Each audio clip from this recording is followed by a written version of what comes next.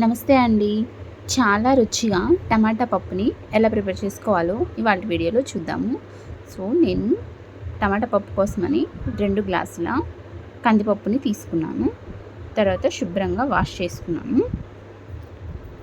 టమాటా పప్పుని చిన్నపిల్లల నుంచి పెద్దవాళ్ళ వరకు నెయ్యి వేసుకొని కనుక తిన్నట్లయితే చాలా టేస్టీగా ఉంటుంది.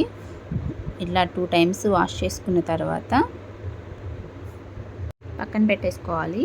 వీడియోని ఇక్కడ స్కిప్ చేయకుండా లాస్ట్ వరకు చూడండి. అప్పుడే టమాటా పప్పు చాలా రుచిగా ఎలా చేయాలో చూడవచ్చు. టమాటా పప్పు కోసమని టమాటాలని, ఉల్లిపాయని, పచ్చిమిర్చిని, చింతపండుని తీసుకున్నాను. ముందుగా ఉల్లిపాయను ముక్కలుగా కట్ చేసుకొని వేసుకున్నాను. ఆ తర్వాత 2 పచ్చిమిర్చిని కూడా ముక్కలుగా కట్ చేసి వేసుకున్నాను. ఆ తర్వాత చింతపండుని కూడా వాష్ చేసి వేసుకున్నాను. ఇప్పుడు టమాటా ముక్కలను కూడా కట్ చేసి కందిపప్పులో వేసుకున్నాము. ఆ తర్వాత 1 గ్లాసు వాటర్ని తీసుకొని కందిపప్పు మునిగేలా వేసుకున్నాను. ఇప్పుడైతే 1 హాఫ్ స్పూన్ పసుపుని యాడ్ చేస్తున్నాను. ఆ తర్వాత టేస్ట్కి సరిపడా సాల్ట్ను కూడా యాడ్ చేసుకోవాలి. మా ఇంట్లో అయితే కారం తక్కువగా తింటారు కాబట్టి నేను 1 స్పూన్ యాడ్ చేస్తున్నాను. మీకు కావాలంటే 1 స్పూన్ అండ్ ఇంకో హాఫ్ స్పూన్ ఇంకా వేసుకోవచ్చు.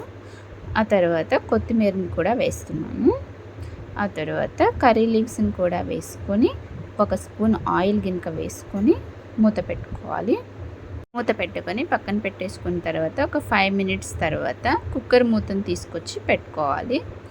ఇప్పుడు స్టవ్ ఆన్ చేసి పొయ్యి మీద ఒక 6 విజిల్లు వచ్చేలా పప్పుని ఉడికించుకోవాలి. 5 to 6 విజిల్లకి పప్పు బాగా ఉడికిపోతుంది. ఈలోగా తాలింపు పెట్టుకోవాలి.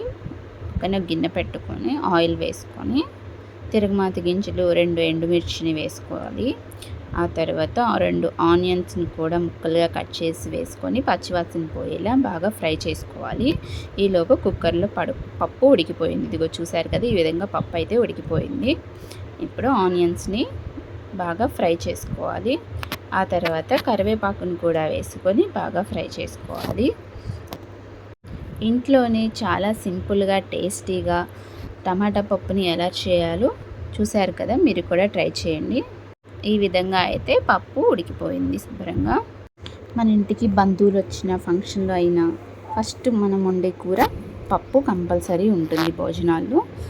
ఇప్పుడు తాలింపు గినుక వేసుకొని ఇట్లా కలుపుకున్నట్లయితే చాలా రుచికరంగా ఇంట్లోనే చాలా ఈజీగా టమాటా పప్పుని ఎలా చేసుకోవాలో చూశారు కదా, మీరు కూడా ట్రై చేసి తప్పకుండా కమెంట్ చేయండి.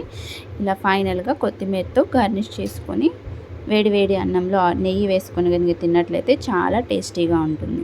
Thank you for watching.